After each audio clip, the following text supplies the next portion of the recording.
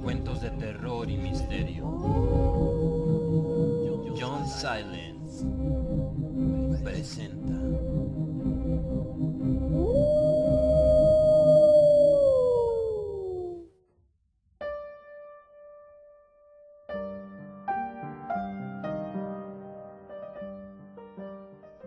Complicidad previa al hecho, de Algernon Bloodwood.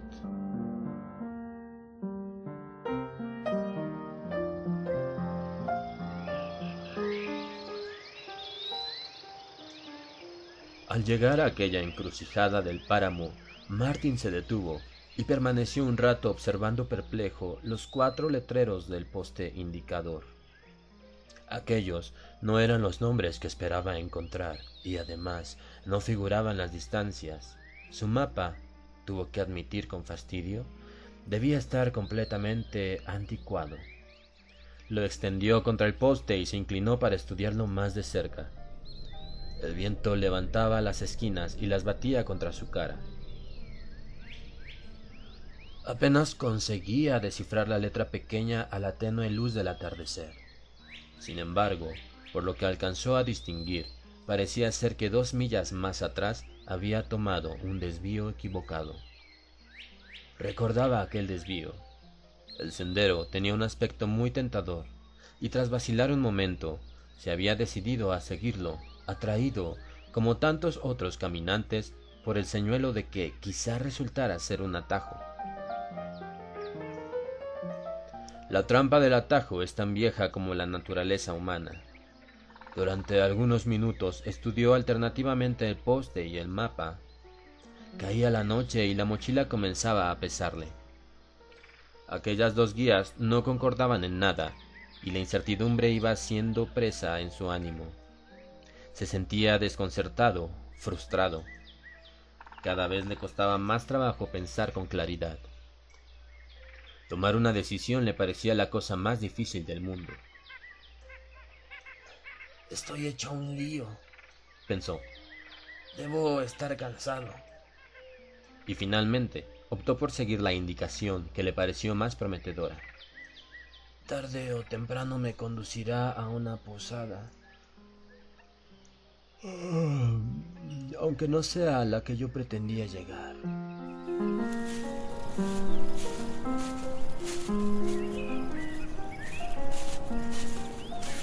Se confió a la suerte del caminante y reanudó la marcha con energía. En el letrero podía leerse «Por la colina Litacy», escrito en unos caracteres muy finos y pequeños que parecían oscilar y cambiar de lugar cada vez que los miraba. Aquel nombre no figuraba en el mapa, pero al igual que el atajo, resultaba tentador. Un impulso similar al que había sentido antes volvía a determinar su elección. Solo que esta vez parecía ser más apremiante, casi urgente. Fue en aquel momento cuando se dio cuenta de la inmensa soledad del paisaje que le rodeaba.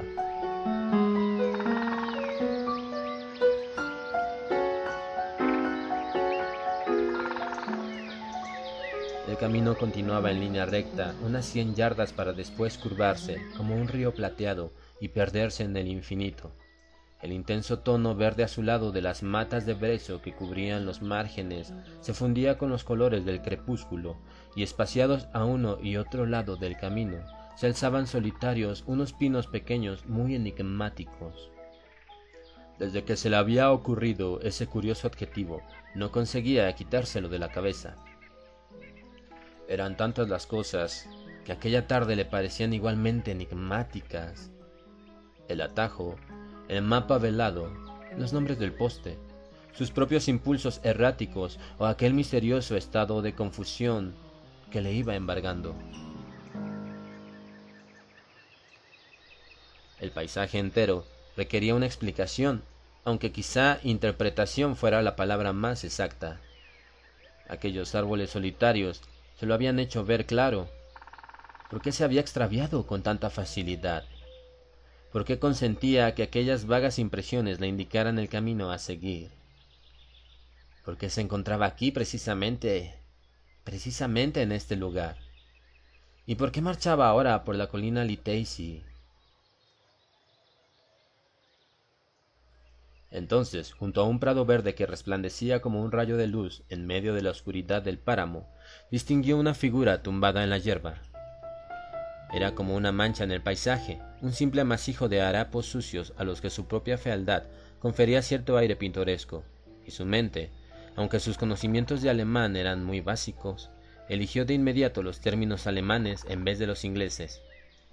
Las palabras Lump y Lumpen acudieron misteriosamente a su memoria.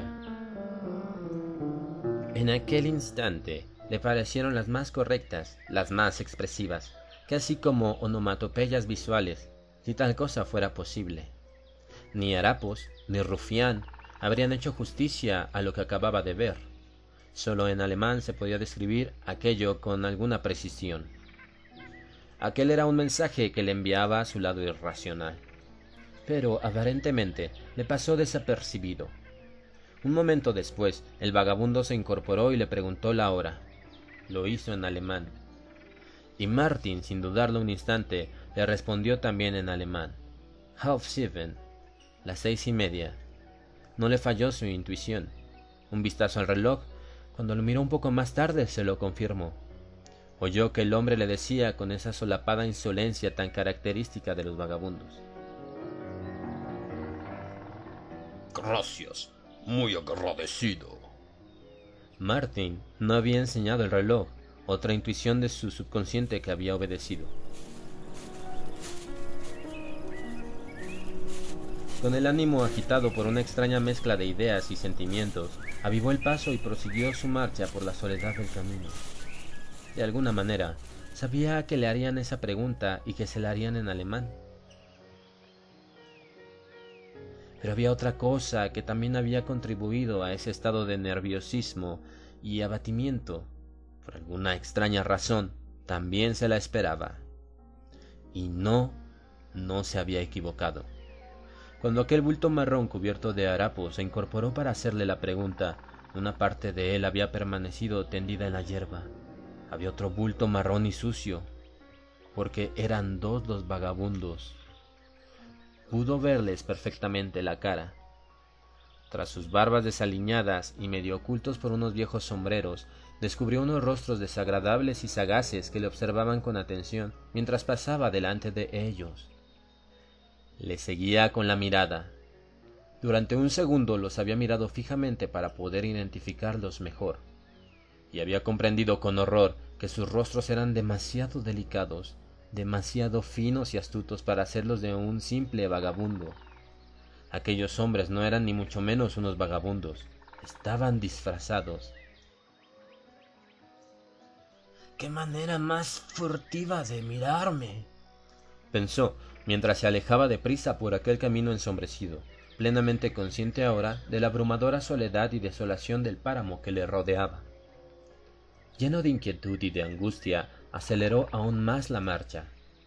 De pronto, mientras pensaba en el inoportuno ruido que hacían sus botas de clavos al golpear en la dura superficie del camino, irrumpieron en su mente todo el conjunto de cosas que le habían obsesionado por parecerle enigmáticas. Le comunicaban un único y categórico mensaje, que todo aquello no tenía nada que ver con él, de ahí su confusión y su perplejidad, que se había entrometido en un escenario que no le correspondía y estaba invadiendo el territorio vital de otra persona. Al tomar algún desvío interno, erróneo, se había situado en medio de un conjunto de fuerzas desconocidas que operaban en el pequeño mundo de otro individuo. Sin darse cuenta, en algún lugar había traspasado el umbral y ahora ya se había adentrado demasiado. Era un intruso, un entrometido, un mirón. Estaba escuchando, espiando. Sus oídos captaban cosas que no tenía ningún derecho a conocer porque no era a él a quien estaban dirigidas. Como un barco en alta mar, interceptaba mensajes de radio que no alcanzaba a descifrar porque su receptor no estaba correctamente sintonizado. Pero había algo más. Aquellos mensajes advertían de algún peligro. El miedo, como la noche, se abatió sobre él. Estaba atrapado en una red de fuerzas sutiles y profundas, que era incapaz de controlar, pues desconocía tanto su origen como su propósito. Le habían conducido hacia una inmensa trampa psíquica, elaborada con todo detalle, pero concebida para otra persona. Algo le había traído hacia ella, algo en el paisaje, en la hora del día, en su estado de ánimo. Alguna oculta debilidad interna había hecho de él una presa fácil. Su miedo pasó a convertirse en terror.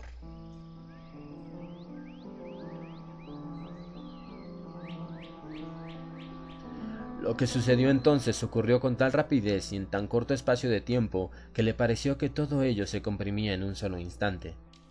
Ocurrió de golpe como en un torbellino. No hubo forma de evitarlo. Haciendo heces de un lado a otro del camino, avanzaba hacia él un hombre que sin duda fingía estar borracho. Era un vagabundo. Cuando Martin se apartó para dejarle paso, los bandazos se transformaron en una acometida y el tipo se le vino encima. El impacto fue súbito y brutal. No obstante, mientras se tambaleaba, Martin pudo darse cuenta de que a sus espaldas se abalanzaba sobre él un segundo hombre que le levantó por las piernas y le hizo caer de bruces sobre la tierra con un estrépito sordo. Entonces comenzaron a lloverle los golpes. Distinguió el resplandor de un objeto brillante y una náusea letal le hundió en un estado de debilidad absoluta que hizo inútil toda defensa. Sintió que un objeto ardiente le penetraba en el cuello y al instante comenzó a brotar de sus labios un líquido dulce y viscoso que le asfixiaba. Después se hizo la oscuridad.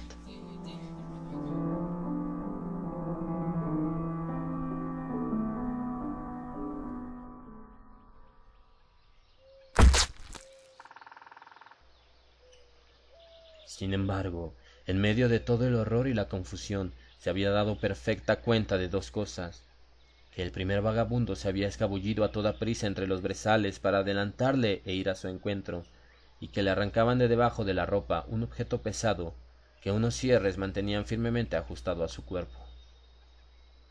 De repente, las tinieblas se rasgaron, se disiparon del todo. Se encontró de nuevo mirando de cerca el mapa que sostenía apoyado contra el poste. El viento batía las esquinas contra sus mejillas, y él estudiaba atentamente unos nombres que ahora podía distinguir con toda nitidez. Alzó la vista. Las direcciones que figuraban en el poste eran las que había esperado encontrar, exactamente las mismas que venían en su mapa. Las cosas volvían a estar en su sitio, tal y como debía ser. Leyó el nombre del pueblo al que tenía pensado dirigirse. Era perfectamente visible a la luz del crepúsculo. 2 millas era la distancia que se indicaba.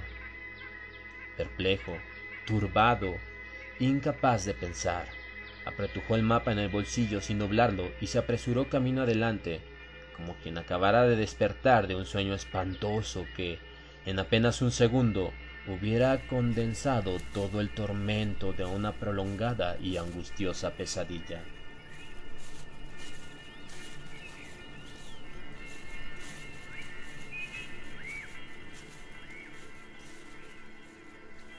Se echó a correr con un trote continuo que pronto se convirtió en galope. Chorreaba sudor, las piernas le flojeaban y le costaba controlar la respiración.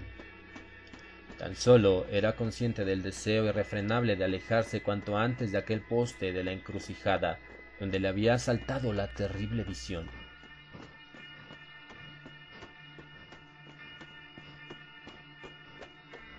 Martin, un contable de vacaciones, nunca había sospechado que existieran otros mundos llenos de posibilidades psíquicas. Para él, todo lo ocurrido había sido un auténtico suplicio, mucho peor que aquella confabulación de jefes y empleados que en cierta ocasión le habían acusado injustamente de haber amañado un saldo en los libros de cuentas. Corría como si el campo entero aullando le pisara los talones, y en ningún momento le abandonaba la increíble certeza de que nada de aquello le estaba destinado. Había escuchado los secretos de otra persona, se había apropiado en advertencias que no estaban dirigidas a él, y al hacerlo había modificado su curso. Había impedido que llegaran a su verdadero destinatario. La conmoción que todo aquello le producía no se podía expresar con palabras. desajustaba los mecanismos de aquella alma equilibrada y precisa. La advertencia estaba destinada a otra persona, que ya nunca llegaría a recibirla. El esfuerzo físico acabó por ejercer sobre él un efecto beneficioso y le permitió recobrar hasta cierto punto la calma. A la vista de las luces del pueblo, aminoró la marcha y entró a un ritmo más pausado. Una vez hubo llegado a la posada, inspeccionó y alquiló una habitación y encargó la cena, a la que acompañó con una sustanciosa y reconfortante jarra de cerveza que le ayudara a mitigar aquella endiablada sed y a completar la total recuperación de su equilibrio mental.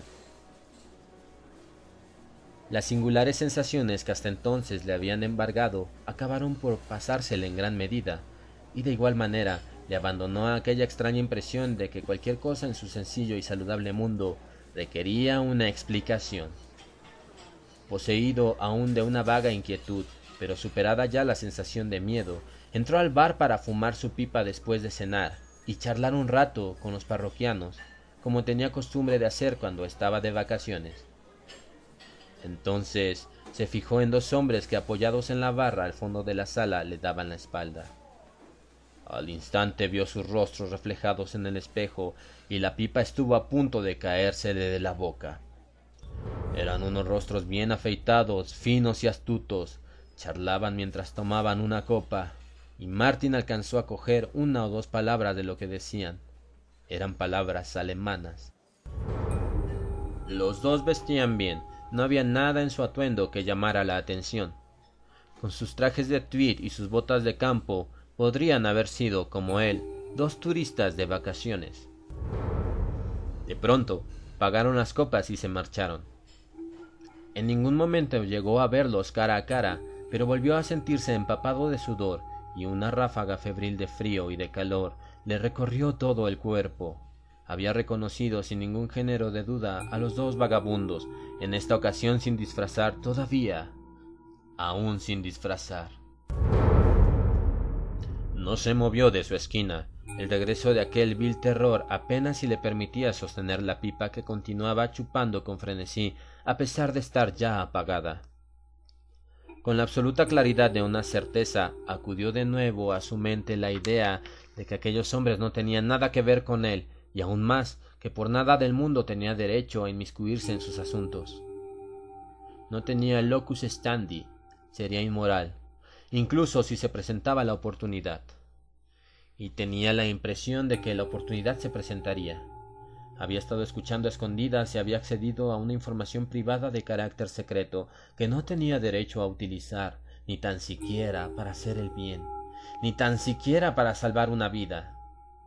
Sentado en aquella esquina, aterrorizado, en silencio, permaneció a la espera de lo que fuera a ocurrir después.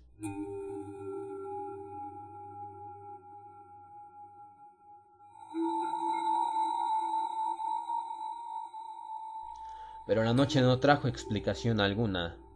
No ocurrió nada. Durmió profundamente.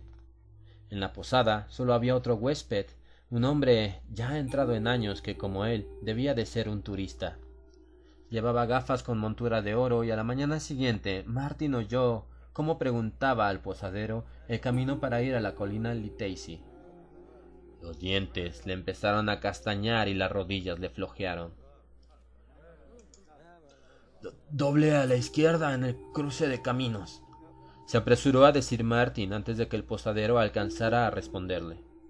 Encontrará el poste indicador como a 2 millas de aquí. A partir de entonces es cosa de otras 4 millas. Con espanto se preguntó cómo diablos podía saberlo. Yo voy en la misma dirección, dijo a continuación. Le acompaño un rato si no le importa. Aquellas palabras le habían surgido de manera espontánea, de golpe, sin pensar. Su dirección era justo la contraria, pero no quería que aquel hombre fuera solo. El desconocido, sin embargo, eludió amablemente su ofrecimiento de compañía. Le dio las gracias y le comentó que no tenía pensado partir hasta que el día estuviera más avanzado. Los tres se encontraban junto al abrevadero que había frente a la posada, y en ese preciso instante un vagabundo que avanzaba encorvado por el camino alzó la vista y les preguntó la hora. Fue el hombre de las gafas con montura de oro quien respondió. Muchas gracias, muy agradecido, dijo el vagabundo mientras se alejaba con aquel caminar encorvado y cansino. El posadero, un hombre muy locuaz, aprovechó para hacer un comentario sobre el gran número de alemanes que vivían en Inglaterra y que parecían dispuestos a engrosar las filas de una invasión teutona que al menos él consideraba inminente. Pero Martin no lo escuchó. Aún no había recorrido una milla de camino cuando se adentró en el bosque para enfrentarse con su conciencia a solas. Su debilidad, su cobardía constituían sin duda un delito. Le atormentaba una genuina angustia. Una docena de veces decidió volver sobre sus pasos y otras tantas veces la singular autoridad de aquella voz que le susurraba que no tenía derecho a entrometerse le detuvo. ¿Cómo iba a actuar basándose en un conocimiento que había obtenido escuchando algo a escondidas? ¿Cómo iba a interferir en los asuntos privados de la vida oculta de otra persona por el simple hecho de haber escuchado, como si de un cruce de líneas se tratara, los peligros secretos que le amenazaban? Una especie de confusión interna le impedía pensar con la más mínima claridad. Aquel desconocido le tomaría por loco. Sin embargo, no tenía ningún hecho en que basarse. Reprimió un centenar de impulsos y finalmente siguió su camino con el corazón encogido.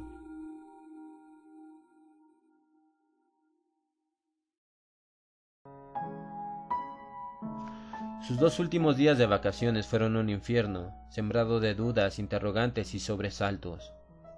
Todos ellos justificados más tarde cuando leyó que un turista había sido asesinado en la colina Litacy. El hombre usaba gafas con montura de oro y llevaba guardada en un cinturón atado alrededor del cuerpo una gran cantidad de dinero. Le habían degollado, y la policía andaba tras la pista de un misterioso par de vagabundos a los que se creía alemanes.